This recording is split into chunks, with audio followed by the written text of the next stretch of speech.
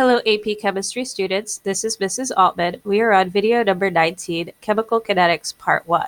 This is in Chapter 12 of your textbook. Here are our objectives for today's video.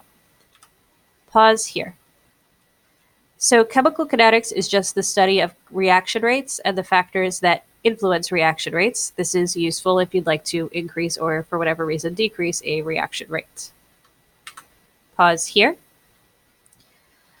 So when we talk about a reaction rate, it's going to be the change of concentration over a period of time, or another way that you can think about it is, I'm going to write it out as a mathematical expression.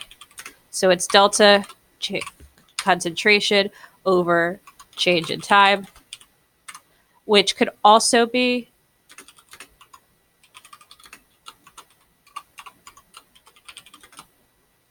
change in partial pressure over change in time.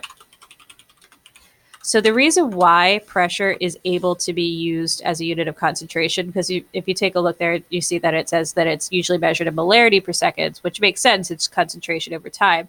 But why pressure? So if you take PV equals nRT and you solve this for P,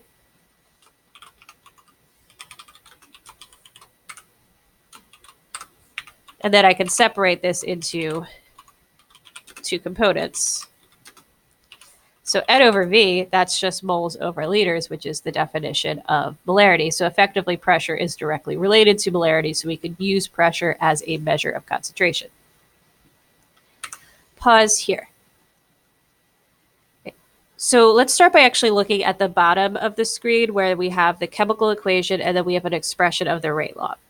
So what we have here just says rate is equal to K. So that's what I want to talk about first. K is a rate constant. It is specific to this chemical reaction, and it is specific to the temperature at which it is occurring. Then you see that I have just the reactant, and it is raised to a power of N. That's what the first bullet point is talking about. So you could have reactions that are first order. So that would be if N was equal to 1. You could have reactions that are 0th order. So N would be equal to 0. Second order be equal to 2. Third order, etc. We'll talk more about 0th order later. But to actually get those values, the only way to get that is by doing it experimentally. There is no way to tell just by looking only at the overall chemical equation. The third point, only reactants are going to impact the vast majority of rate laws. We're not really going to be looking at exceptions to that in this chapter. And then the fourth and maybe most important point is that solids and liquids are not going to appear in rate laws because their concentrations are constant. You can't have a change in concentration if something is always having the same concentration. So you're only going to see aqueous and gas appear in rate laws. Pause here. All right, so let's work through this problem. So for a 0th order reaction, I've got K. I'm just going to use A, just representing a generic sort of thing. And it is equal to, let's work with molarity over seconds. So what this is really saying is that K is equal to molarity over second, because anything raised to the 0th power is just 1.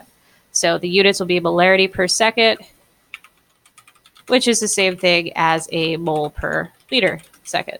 All right, for a first order,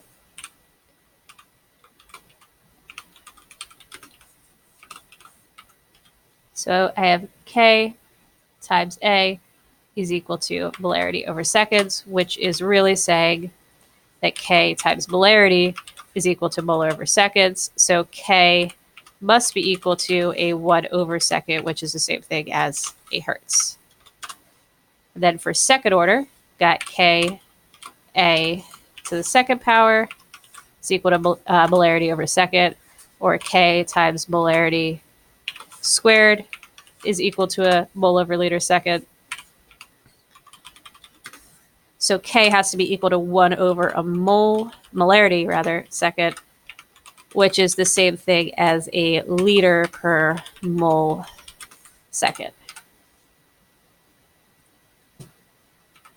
Pause here. All right, so let's work through this problem.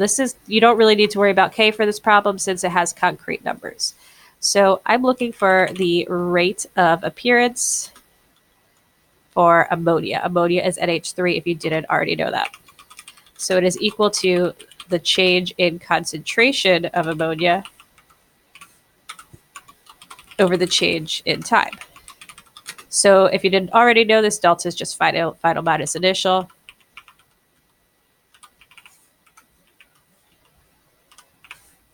I'm going to round my final answer to 3 significant figures.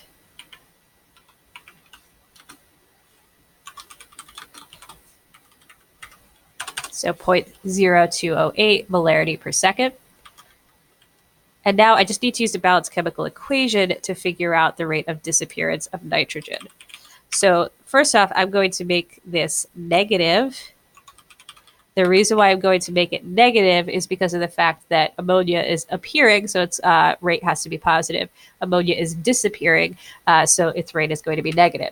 I'm looking at the balanced chemical equation. For every 2 moles of NH3 that are produced, only 1 mole of N2 is used, so its rate is going to be effectively half.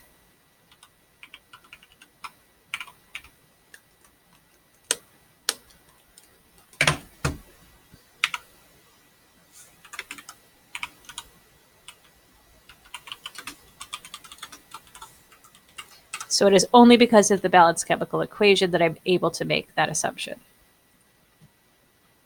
Right, here are the practice problems, the problem set for this video. Thank you so much for watching and have a great night.